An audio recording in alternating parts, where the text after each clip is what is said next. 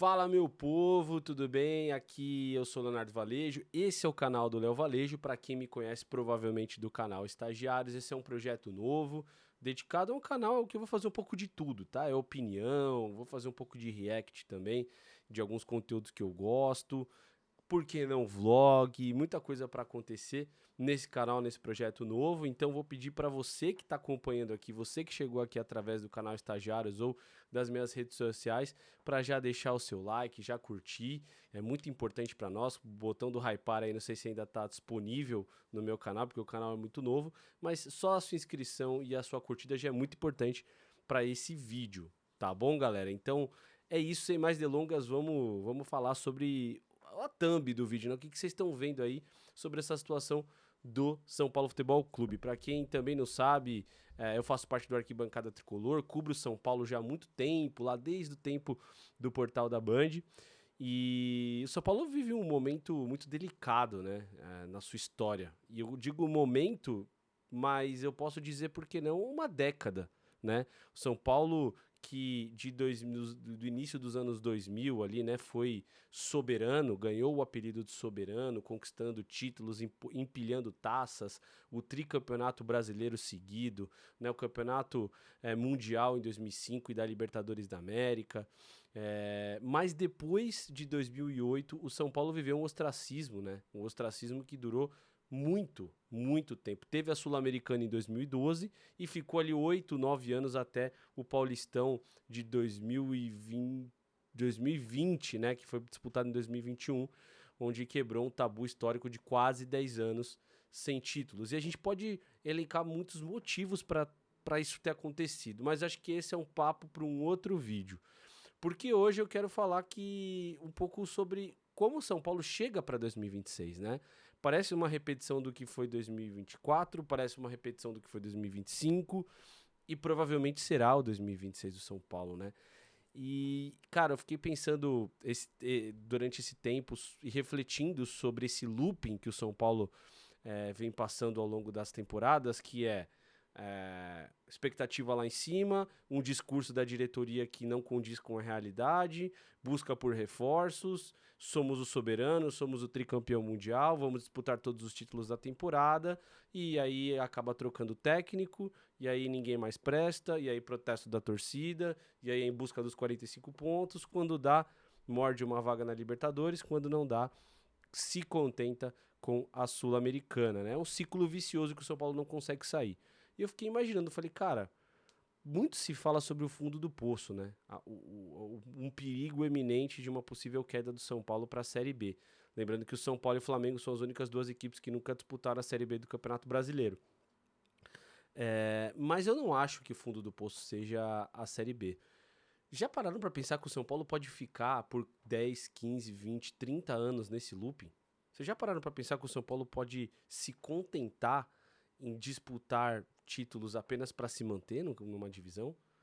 É sobre isso que eu quero falar com vocês hoje, principalmente para a torcida São Paulina, para a gente abrir um pouco o olho sobre isso, né? Porque o fundo do poço, de fato, pode ser a disputa de uma Série B, de fato pode ser realmente cair, né? É realmente um desastre. Mas assim, cara, eu acho que viver da forma que o São Paulo tá vivendo talvez seja pior do que você cair pra uma Série B. Deus que me livre. Ninguém tá ouvindo, que eu vou até bater na madeira aqui. Mas assim, pode ser pior. E o que leva o São Paulo a viver esse looping, né? Vou rapidamente voltar na cronologia do início da temporada. O São Paulo vira o ano com uma ruptura no setor político do clube, né? Com o Júlio Casares, presidente do São Paulo, que estava no seu segundo mandato, tentando um terceiro mandato, né? Depois de ter ganhado a Copa do Brasil, o título inédito de 2023, nadou de braçada, ganhou uma eleição que praticamente não teve uma oposição, não teve nem disputa, e estava tentando até um jogo político para tentar um terceiro mandato. Só que ele é deposto do cargo, ele é empichado. Ele não gosta de dizer que porque usou um argumento ali do juridiquês dizendo que ele de fato pediu a sua renúncia, né? Pediu a sua saída, mas ele teve um processo de impeachment aprovado pelo Conselho e que só não foi protocolado e chancelado pelos sócios do São Paulo porque não deu tempo. Por que que esse pedido saiu? Casos de corrupção. É mão de aro do Paraguai, é venda de camarote legal em dependências que não deveriam ser camarote. É uma festa da uva, fora o que estava acontecendo lá em Cotia, que ainda estão puxando a capivara, possível relacionamento de São Paulo com crime organizado, enfim. Foram pelo menos 4 ou 5 casos muito graves. O São Paulo acabou indo, inclusive, parar no Fantástico, né? E fazendo esse exercício dessa cronologia, o São Paulo começou um ano sem o presidente. Obviamente que algumas cartas que ficavam escondidas no baralho da entranha do São Paulo, elas começaram a aparecer por... Enfim, não tinha mais ali a figura do Casares, do Chapecó, do Rui Costa, do Belmonte, que já tinha saído no fim de 2025, enfim. Um desses caras é o Rui Costa, né? Que sempre foi muito acobertado por essa política e por esse ego do São Paulo, né? O Belmonte e o Casares brigavam muito por questões ególatras, né? De quem é o maior, que quem trouxe o Lucas, que quem deu o título da Copa do Brasil e tudo mais. Aquele vídeo histórico, épico do Casares sendo, né, o Messias do Morumbi, digamos assim. E o Rui Costa começou a aparecer, porque a bomba caiu na mão de alguém, né? Quem assume o São Paulo é o Harry Macis, né? O que o Harry Macis sabe de futebol, eu sei de cricket, ou seja, nada.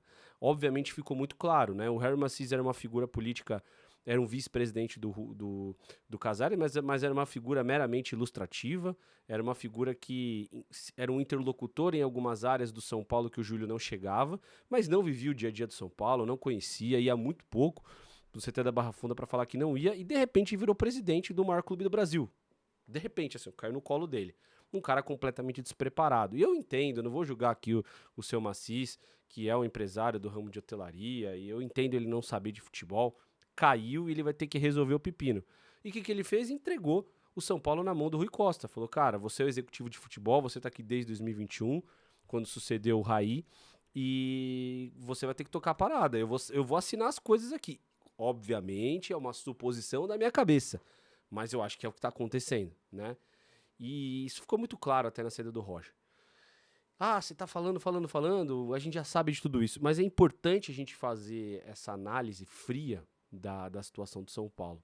Porque o São Paulo não começa um ano sem o presidente, continua o ano sem o presidente, porque o Jair Macis não sabe, ele conhece do Morumbi, ele não conhece de futebol. E o Rui Costa é meio que esse cara, continua sendo executivo, mas tomando à frente 100% do departamento de futebol, né? Com um técnico que, com erros e acertos, estava entregando o futebol, estava entregando um time coeso, um time com limitações, que todo mundo sabia, pedidos de contratação que não eram atendidos, né, já há bastante tempo, e o São Paulo veio com uma meta clara, estava muito claro, muito claro. 45 pontos, tentar beliscar uma Copa. Ponto. O que vier depois é lucro. Só que o resultado foi muito bom, né? O Campeonato Paulista foi ruim, concordo, foi bem abaixo do que se é esperado, né? Perdeu para os rivais e tudo mais. Mas o Campeonato Brasileiro, o início foi muito bom, um início promissor, ganhando do Flamengo em casa. E o São Paulo era vice-líder do campeonato, era cedo, tudo bem, mas era vice-líder do campeonato e jogando por música. Um time limitadíssimo, um time em que não houve muitas contratações esse ano, foram pouquíssimas contratações, e perdeu peças importantes, como foi o caso do Alisson, né? Mais um problema da diretoria que não conseguiu, né, ter um respaldo necessário. Teve a polêmica da ida dele pro Corinthians e até do Luiz Gustavo. Quem lembra daquele 6-0 do Fluminense do ano passado, né? Em que o Luiz Gustavo deu aquela declaração e o Rui Costa foi um dos caras que não gostou, falou, não, eu vou conversar com ele, não é assim não, a gente também tá trabalhando, a gente é trabalhador, enfim. E aí, cara, decide-se pela saída do Crespo e a chegada do Roger. Quem que é o personagem central dessa decisão não é o Harry Macis, é o Rui Costa. Que na realidade é o cara que tá tomando a frente de tudo que envolve o departamento de futebol de São Paulo. A realidade é essa. Assumindo que existiam coisas deixando no ar que não eram admissíveis para o tamanho, pela grandeza do São Paulo, justificando ali a rescisão com o Crespo, né? E o São Paulo traz um Roger Machado, que era um técnico que nunca foi unanimidade na sua carreira, e vinha de um trabalho ruim no Inter, né? E ele chega praticamente demitido. O Rui Costa banca tudo isso, traz todo esse ar, né? E que foi muito ruim para o São Paulo. Entendo que algumas críticas foram exageradas. O Roger começa o trabalho já sendo vaiado, com o Morumbi lotado. Isso prejudica muito. Mas o trabalho do Roger foi muito ruim. O ponto fora da curva foi o 4-1 em cima do Cruzeiro, mas o trabalho foi muito ruim. O São Paulo não performa. Ele muda principalmente o sistema de jogo do São Paulo. O São Paulo tinha muito claro a linha de 3, né, com os alas ali subindo bastante, e os volantes, a trinca de volantes, Danielzinho, Bobadilla e Marcos Antônio, jogando por música e tomando conta daquele setor, né? Você tinha amplitude com os alas subindo e apoiando bastante, o Lucas Ramon, uma grata surpresa, o Enzo muito bem também, né? E a saída de jogo ali com o tripé de 5, né? Os 3 zagueiros, mais os 2 volantes ali, principalmente recebendo essa bola, o Bobadilla e o Danielzinho, já ligando com o Marcos Antônio. Então o São Paulo estava funcionando muito bem esse meio de campo do São Paulo. O São Paulo ganhava muito o jogo por dentro, né? O São Paulo conseguia destruir jogadas e construir jogadas com qualidade. E aí ele perde, tudo bem, tem a lesão do Marcos Antônio, mas ele perde ali boa parte, ele desestrutura esse time, né? Ele faz uma linha de 4, ele joga com 2 pontas, tem a chegada do Arthur, e tudo isso cai por terra. O São Paulo não performa até a saída patética, né, do Roger num jogo. Isso não acontecia desde 2011. O último técnico que foi demitido dentro do jogo, ali, né, no ar do jogo, no estádio, digamos assim, foi o senhor Adilson Batista, né? E quem demite o Roger Machado foi quem o trouxe, quem o bancou, né? Que é mais covarde ainda. Teve aquela cena patética dele do Rafinha sentando, o Rafinha fazendo caras e bocas que não estavam gostando daquilo. E a primeira frase, quando ele é questionado pelo Gabriel Sá sobre por que ele sai do São Paulo, por que ele demite o Roger Machado, não sou eu que estou demitindo só. É uma decisão colegiada. Mas espera aí, vamos recapitular uma coisa? Na apresentação, na coletiva de apresentação do Roger, o que ele disse? O que ele disse? Vamos recapitular isso? Que ele está sendo uma contratação respaldada por mim. Eu acredito no trabalho do Roger e, entre aspas, bancou o trabalho do Roger. E na hora de sair é uma decisão colegiada? Por que não chegou e não falou? Não concordo, cumpri ordem.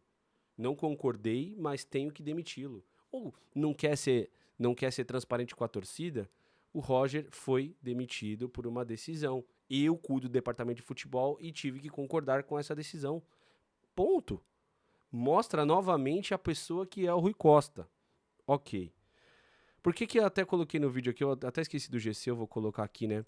Eu coloquei assim, né? Até onde vai o fundo do poço, né? Então o São Paulo ele começa o ano sem um presidente, sem perspectiva, indo para o terceiro técnico, porque com a saída do Roger, eles trazem a figura do Dorival, porque existiam 2 figuras para eles. Uma é o Rogério Ceni, que não volta com essa diretoria. Fato. Que era a figura ideal para ser o testa de ferro. O outro, qual que é o último técnico campeão com o São Paulo? Dorival Júnior. Acalmar a opinião pública. É muito importante acalmar a opinião pública. Então, foram no nome certo. O Dorival gosta muito do São Paulo. Acho que é um bom técnico. Acho que vai dar jeito em algumas questões aí em relação ao dentro de campo. Mas ele está indo para o terceiro técnico. Então o São Paulo não tem presidente, o São Paulo não tem dirigente, o São Paulo não tem técnico, porque é um novo começo de trabalho em maio, estamos em maio e o São Paulo está indo para o terceiro técnico. E principalmente, o São Paulo não tem zagueiro.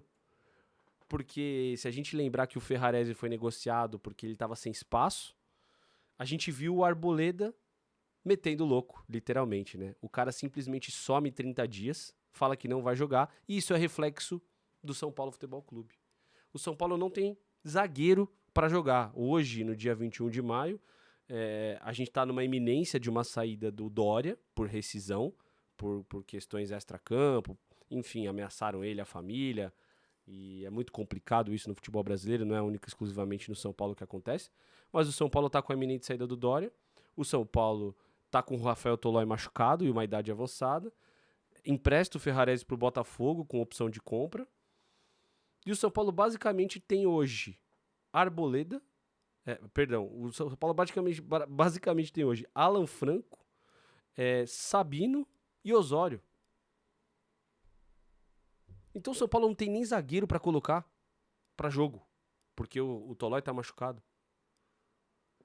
Aí, até onde é o fundo do poço do São Paulo? Até que ponto o São Paulo pode chegar no fundo do poço? E aí eu começo a entender que a Série B não é o fundo do poço. O fundo do poço é a gente ter um dirigente, um executivo, que tá desde 2021 e, cara, eu vou até pegar aqui um levantamento dos meus amigos lá do Arquibancada Tricolor sobre o trabalho do Rui Costa. É a matéria do Pravato. Ó, contratações do São Paulo. Quase 70% dos reforços de Rui Costa já saíram. Tá? Anunciado como novo diretor executivo de futebol do São Paulo em 28 de janeiro, Rui Costa viveu toda a gestão Júlio Casares, participando das conquistas dos 3 títulos, né? O Supercopa, teve o Paulista, a Supercopa de um jogo contra o Palmeiras, que pra mim nem é título, e a Copa do Brasil. Foram 60 novos atletas, todos contratados de 2021 até agora. Em 2026, já sob o comando de Harry Macis. Desses 60 atletas contratados, 70% já não estão mais no clube, tá? Não estão mais jogando pelo São Paulo. E aí, pasmem, olha isso aqui. Essas contratações custaram mais de 320 milhões de reais aos cofres do São Paulo Futebol Clube. Vamos arredondar? Vamos pensar que o São Paulo está com uma dívida de 1 bilhão. Isso aqui é praticamente 30% da dívida do São Paulo. 320 milhões de reais gastos de 2021 a 2026 para ganhar o quê? Uma Copa do Brasil. 320 milhões. Obviamente que isso não é só sobre transfer, que são as contratações. Isso envolve luvas, isso envolve um monte de coisa aqui na conta, né? Ó, nesse montante não temos, por exemplo, os valores que deverão ser pagos pela aquisição do Marcos Antônio, além das possíveis contratações de Cauli e Arthur, se cumprirem os objetivos. Os dois estão emprestados, mas tem metas aí que, se cumpridas, o gatilho é automático no contrato. Né? A gestão do Rui Costa no Departamento de Futebol de São Paulo tem desagradado a maioria da torcida são paulina. Além dos protestos, o nome do gestor foi cobrado e em enquete realizada pela Arquibancada Tricolor, 98% dos são paulinos pedem a saída do gestor. Seja junto de Rafinha com 64%. Aí você vai ver as contratações do Rui Costa, ele começa bem, ó, ele já traz o Orejuela, pagando uma nota, né? Acho que o Orejuela custou 13 milhões de reais para o São Paulo. Benítez, o William, volante, Bruno Rodrigues, que só se machucou. Aí o Miranda, a volta do Miranda, não foi ele que trouxe, né? O Miranda, né? O Rigoni, que ele traz o Rigoni, e eu acho que o São Paulo paga 20 milhões e vende por 25, alguma coisa assim. O Éder, a volta do Caleri, Gabriel Neves, são 9 reforços em 2021. Em 2022 ele traz Jandrei, Rafinha, Alisson, Nicão, André Anderson, Andrés Colorado, Marcos Guilherme, Naruel Bustos, Ferrarese, Galopo, que foi a maior contratação da história de São Paulo, né? Quase 50 milhões de reais. Felipe Alves, e foram 12. Aqui em 2023 ele disparou, né? Foram até agora a temporada com mais contratações, 14. E é assim, cara, olha o tanto de nome possivelmente discutível que eu tô falando aqui, né? Marcos Paulo, Pedrinho. Quantos jogos o Marcos Paulo jogou pelo São Paulo? O Pedrinho, o Naruel Bustos jogou pelo São Paulo, quantos jogos? O André Anderson jogou pelo São Paulo, quantos jogos? Né? O Raí Ramos nem chegar a jogar pelo São Paulo jogou. O Erisson jogou muito pouco. Teve alguns acertos, mas, cara, foram jogadores que não performaram, além de não estarem mais no São Paulo, não performaram. Eu vou fazer a conta aqui de jogadores que performaram no São Paulo, que foram bem, ou nem que foram bem, que jogaram. Benítez jogou bastante, Miranda jogou bastante, Rigoni jogou bastante, Éder jogou bastante, Gabriel Neves jogou bastante. Aqui, 2021, 5 reforços. Aí, Jandrei, pelo trecho todo que ele ficou, ok. Rafinha, Alisson. Nicão jogou pouco. Patrick, André Anderson não jogou, Andrés Colorado não jogou, Marcos Guilherme não jogou, Naruel Bustos não jogou, Ferrarese, Galopo, Felipe Alves jogou muito pouco também. Pedrinho não jogou, Marcos Paulo não jogou, Wellington Rato jogou, 17. Alan Franco, Jackson Mendes jogou muito pouco, DVD jogou muito pouco. Cara, se a gente for fazer a conta aqui até desses jogadores, quem performou, quem não performou, é bizarro, né? É bizarro. Aqui em 2024 a gente tem a chegada do Eric, do Luiz Gustavo, mas mostra todo o amadorismo do São Paulo, né? Em termos de contratações. E aí, meus amigos, até para o vídeo não ficar muito mais longo do que ele deveria, a gente tem que focar na realidade do que é o São Paulo hoje. Um time que é um barco à deriva, um time que não tem um norte e há muitos anos vem no mesmo ciclo. Obviamente que a culpa não é 100% do Rui Costa, assim como não foi 100% do Júlio Casares, embora ele tenha sido responsável por disparar a dívida do São Paulo de 300 milhões para 900, né? São Paulo, antes do Júlio Casares, devia 380 milhões e está devendo um bi, né? Foram 700 milhões de endividamento e o senhor Rui Costa fez completamente parte disso tudo. Mas o São Paulo é um time que não tem. E o que me preocupa é que o São Paulo não tem presidente, que esse é o principal. O São Paulo tem um cara que não conhece de futebol, não sabe, não entende e que vai ser engambelado aqui usando a gíria por qualquer cara que queira fazer um jogo de número, falar bonito do lado dele, né? Enfim. E a gente tá na mão do Rui Costa. Então, assim, não caiam discursos, né? Discursos feios, discursos que não condizem com a realidade de que o Rui Costa faz parte de uma decisão colegiada. 2026, âmbito esportivo do São Paulo, em termos de decisões, 100% na conta do Rui Costa. Ponto. Ponto. Ele é o principal culpado ou o principal, sei lá, o cara que principal acertou, se é que teve algum acerto nessa temporada, né? Foram 3 técnicos e a gente tá no mês 5, né? E a chegada do Dorival, que eu queria terminar falando sobre isso, né? Teve um impasse de colocar ou não colocar o Arboleda para jogar, né? Trazer de volta, porque o São Paulo não tem zagueiros, né? Porque o que o Arboleda fez para mim não tem que nem pisar mais no CT, esse cara. Simplesmente sumiu do São Paulo, 30 dias fora. Então, assim, para mim esquece Arboleda, não tem clima, não tem nada que possa respaldar a volta do Arboleda. Prefiro jogar a temporada toda com o Osório do que com o Arboleda. Mas assim, o que a gente pode esperar do trabalho do Dorival nesse momento? Eu gosto do trabalho do Dorival, ele é um técnico que ele gosta principalmente de times que se defendam muito bem primeiro para depois construir, né? O bloco baixo dele, né, o sistema defensivo dele, ele é muito bem feito, são marcações com dobras, marcações que tiram o espaço e ele tem transições em diagonais interessantíssimas. O São Paulo precisa de um técnico exatamente assim, o São Paulo não tem peças para trabalhar o jogo, para ter aquela posse, para, né, virar e tudo mais. O losango que ele faz, principalmente com o meia, falseando ali um meia esquerda, né? Ele usa às vezes um segundo volante, ele usou assim o Nestor muito, caindo pela esquerda, né? Pode usar assim em algum momento o Marcos Antônio, pela qualidade que tem com a bola no pé, como meia esquerda, como usou no último jogo o Danielzinho pisando muito na área. Então, essas características são interessantes e eu já vejo o São Paulo muito mais organizado defensivamente. O que não foi com o Roger, que era os Deus nos acuda, né? O Roger, ele gostava de ter essa bola no pé, ele gostava de construir, o São Paulo construía, mas quando ele era pressionado, quando tomava o contra-ataque, o São Paulo era completamente desorganizado, né? Muitas vezes uma marcação individual, a gente não entendia nada do que estava acontecendo. Era um time sem pé nem cabeça. Hoje o São Paulo, como um filme ali, tem um começo, um meio e um fim. Vai ter. Bom ou ruim, um começo, meio e fim. Pelo menos organizado a gente vai ser. Mas o que a gente pode esperar do Dorival, né? O que a gente pode cobrar do Dorival nesse momento? Tudo bem, ele trabalhou com o Rui Costa, ele conhece o São Paulo, né? Se tomar mais alguns jogos aí, Deus me livre, perde mais uns 5, 6 jogos, vai ser mais um técnico que vai ser demitido para mais uma rescisão, né? Teve o áudio vazado do Macis.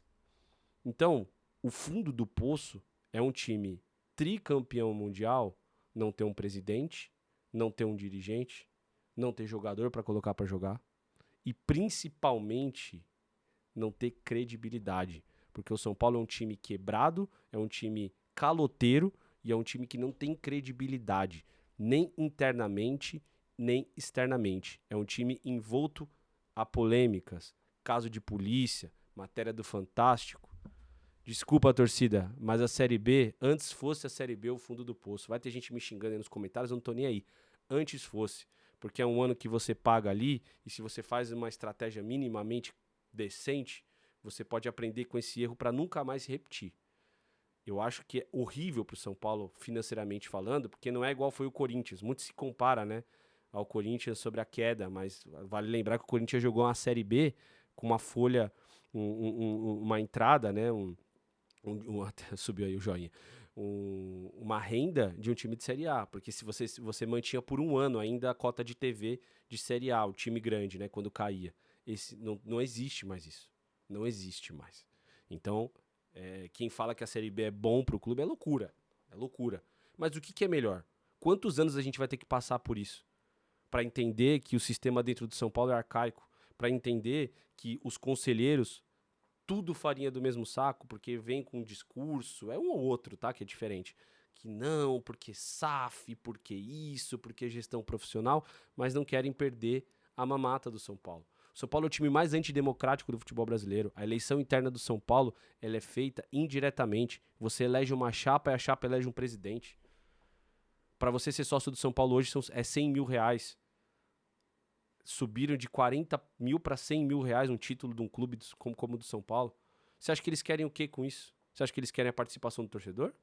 O direito à voz do sócio-torcedor na votação? Que é quem faz o clube girar? Que é quem paga a conta do social? Não querem. Não querem.